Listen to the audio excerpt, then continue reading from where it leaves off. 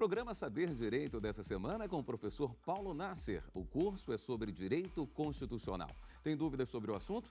Mande um e-mail para nós, saberdireito@stf.jus.br. Você também pode estudar pela internet. É só acessar o site www.tvjustiça.jus.br. Olá, meu nome é Paulo Nasser, sou professor de Direito Constitucional, mestre pela Universidade Federal Fluminense em Direito Público e advogado. E no Saber Direito dessa semana trabalharemos controle de constitucionalidade. Dentro dessa estrutura do controle, o que falaremos é como se dá o controle pelo controle difuso. Falaremos da estrutura e depois falaremos um pouco do controle difuso de constitucionalidade. Pois bem, para começar, na aula de hoje, trabalharemos a estrutura do controle de constitucionalidade no Brasil, ou seja, como é que ele se dá no Brasil. E nada melhor que começar com um conceito.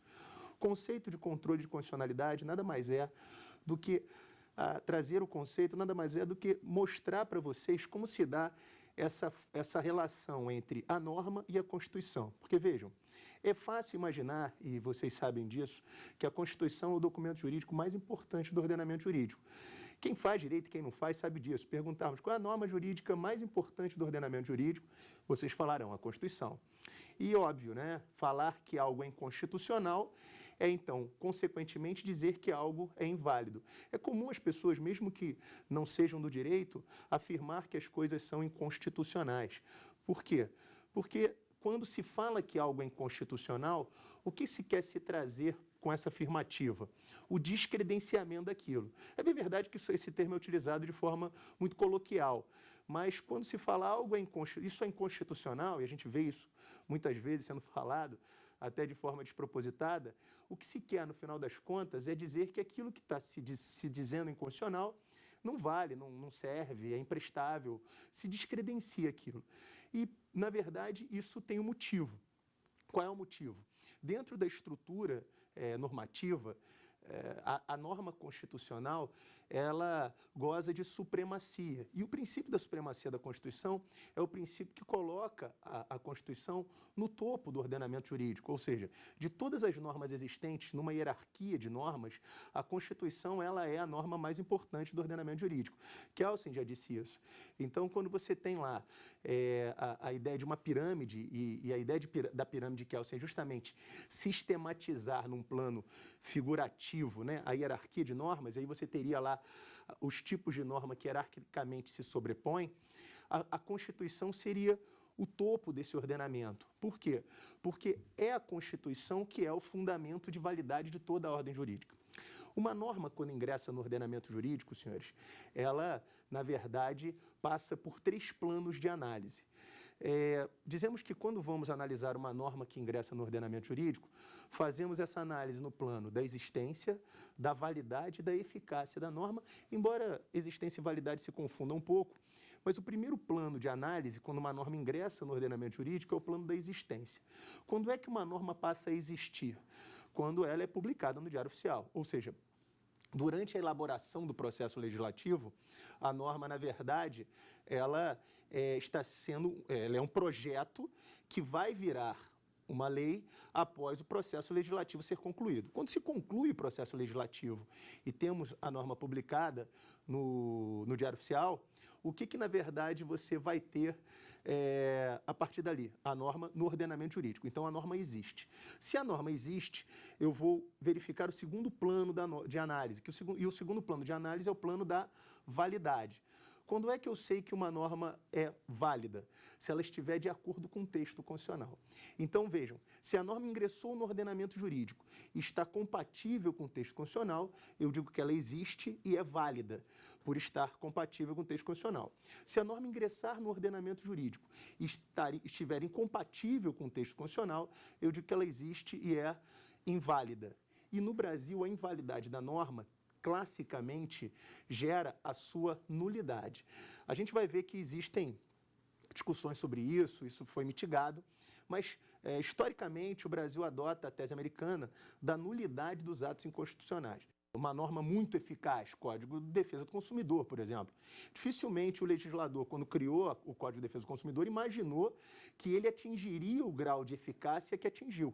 Então, todo mundo aplica o código, todo mundo conhece, pelo menos de forma, ainda que superficial, o código, mesmo quem não fez direito. Se você perguntar a qualquer pessoa na rua, sabe que se tiver o nome negativado indevidamente, se tiver um serviço mal prestado, se tiver um fato do produto lá com defeito, você vai ter lá, de alguma forma, a possibilidade de ingressar em juízo e discutir lá seus direitos. Então, é uma norma que tem muita eficácia. Em regra, as normas gozam de eficácia e os planos de análise são esses: existência, validade e eficácia. O que me interessa, então, é o plano da validade, que é justamente o plano que vai analisar a compatibilidade da norma com a Constituição. Se a norma for compatível com o texto constitucional, eu digo que ela existe e é válida. Se ela é incompatível com o texto constitucional, eu digo que ela existe e é nula. Para ser válida, então, ela tem que estar de acordo com o texto constitucional. Importante, então, perceber que a gente já consegue concluir algumas coisas aqui. A primeira conclusão que eu posso chegar é: se para qualquer norma que exista no ordenamento jurídico ser válida, é necessário que ela esteja compatível com o texto constitucional, eu posso perguntar o seguinte: qual é o fundamento, então, de validade do ordenamento jurídico? Ora, a Constituição. O fundamento de validade da ordem jurídica é a Constituição, porque acabei de afirmar que não existe nada válido no ordenamento jurídico que seja incompatível com o texto constitucional. Está claro? Então, na verdade, o fundamento de validade da ordem jurídica é a Constituição e, por isso, a Constituição goza de supremacia. Óbvio que existem alguns princípios que norteiam a Constituição que dão a ela esses seus superpoderes. Mas a ideia básica que eu quero afirmar aqui nesse primeiro momento com vocês é que a supremacia constitucional é um elemento que irradia validade para o ordenamento jurídico. Pois bem, de nada adiantaria isso tudo que eu falei para os senhores se eu visse uma norma no ordenamento jurídico incompatível com o texto constitucional, ou seja, uma norma que vai de encontro à Constituição, e eu não pudesse fazer nada. Então, imaginem que surgisse aí uma lei que cria a pena de morte para crimes hediondos. Como vocês sabem, a Constituição veda a criação de pena de morte, só ressalva em caso de guerra. Então, óbvio, uma lei que cria a pena de morte para crimes hediondos é flagrantemente inconstitucional, indiscutivelmente, indubitavelmente inconstitucional. Não adiantaria nada você olhar para uma norma inconstitucional e se nós não tivéssemos instrumentos para fazer com que essa norma fosse retirada do ordenamento jurídico. Então, percebam, alguém chega no escritório de advocacia e fala: doutor, sabe aquela lei lá que surgiu aí criando a pena de morte para crimes hediondos? Você vai falar: sei, inclusive é inconstitucional, viola o artigo 5º da Constituição. Aí a outra pessoa fala: pois meu filho praticou um crime hediondo e vai ser eletrocutado amanhã na cadeira elétrica. Tira ele de lá, então, já que a norma é inconstitucional. Então, percebam, o que é o controle da constitucionalidade? São todos os instrumentos que o direito coloca à nossa disposição para fazer com que uma norma inconstitucional não produza efeitos válidos no ordenamento jurídico. Ou seja, como é que eu posso ter uma norma produzindo efeitos no ordenamento jurídico se ela está em desacordo com o texto constitucional? Então, todo instrumental que a Constituição coloca à nossa disposição e o ordenamento infraconstitucional coloca à nossa disposição para fazer que uma norma inconstitucional seja retirada do ordenamento jurídico, são esses instrumentos que nós chamamos de instrumentos de controle da constitucionalidade. Vale uma ressalva, porque é comum você ver pessoas comparando, usando como sinônimos, controle de constitucionalidade e jurisdição constitucional. Vale aqui, senhores, a crítica feita pelo ministro Luiz Roberto Barroso. Ele fala no livro dele o seguinte, e é interessante essa discussão para deixar questões conceituais pontuadas. Jurisdição constitucional é o controle de constitucionalidade feito pelo Poder Judiciário. Controle de constitucionalidade é todo o instrumental que existe nesse sentido, de fazer o controle da norma, que não necessariamente será utilizado pelo Poder Judiciário. Então, vejam, jurisdição constitucional é espécie do gênero controle de constitucionalidade. A gente vai ter oportunidade hoje de falar sobre os modelos de controle que temos. E vamos ver que o controle também é feito por outros poderes. Antes da gente entrar propriamente no controle judicial, vou falar para vocês, ainda que brevemente, sobre os modelos de controle que o Brasil adota. Então, o controle de constitucionalidade é todo instrumental que o Poder Executivo, que o Poder Legislativo e que o Poder Judiciário possuem para fazer com que a Constituição seja protegida de normas incompatíveis com o texto constitucional. Pois bem, na verdade, então, qual seria os três elementos que estruturam aí o controle de constitucionalidade? O primeiro deles a gente trabalhou aqui. Qual foi? O primeiro deles foi a questão da supremacia constitucional. Para que eu tenha controle de constitucionalidade feito de forma eficaz, eu tenho que ter uma Constituição que goze de supremacia. Ela não pode ser uma norma que equivalha perdão, a outras normas. Ela tem que ser uma norma superior que sirva de parâmetro de controle. O segundo elemento é ser uma Constituição rígida, que traga elementos que façam com que ela, de fato, se diferencie da norma. A rigidez constitucional, senhores, ela se dá justamente porque o processo de elaboração de normas que vão modificar a Constituição, as emendas constitucionais, elas se dão de forma muito mais complexa que a legislação ordinária.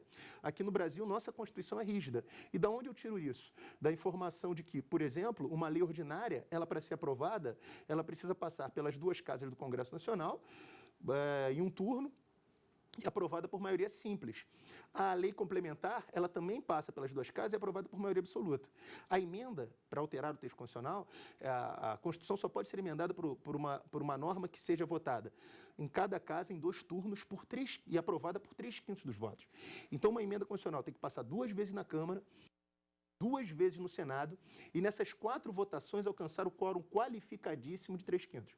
Portanto, é muito mais difícil alterar um artigo da Constituição do que alterar uma lei ordinária ou complementar, seja ela qual for, ou qualquer outra espécie normativa. E é essa diferenciação que faz com que a gente possa afirmar que a nossa Constituição é rígida. Então, tem que ter a supremacia constitucional, tem que ter rigidez constitucional e tem que ter um órgão de controle. Quanto ao órgão de controle, a gente vai falar. No Brasil, esse órgão de controle, em regra, é o Poder Judiciário, mas, basicamente, o Supremo Tribunal Federal nos controles que são feitos de forma direta, nos mecanismos de controle direto, a gente vai falar um pouquinho disso também hoje aqui. E, na verdade, a ideia é que a gente tenha esses 3 elementos para que a gente possa fazer o controle de constitucionalidade propriamente dito. Então, só para a gente concluir esse introito que a gente falou aqui, basicamente, eu falei 3 coisas. Primeiro, a ideia de que a Constituição ela é o fundamento de validade do ordenamento jurídico.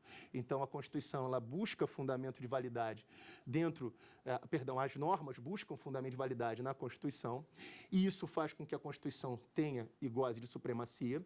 A supremacia constitucional, a rigidez constitucional e um órgão de controle são elementos, ou órgãos de controle, são elementos para que uma norma não esteja no ordenamento jurídico e com algum vício de inconstitucionalidade. E, então, qual seria a ideia de controle de constitucionalidade? Controlar a constitucionalidade, e aí fechando aí a ideia do conceito de controle de constitucionalidade, controlar a constitucionalidade seria verificar a compatibilidade, basicamente seria isso, da norma com o texto constitucional.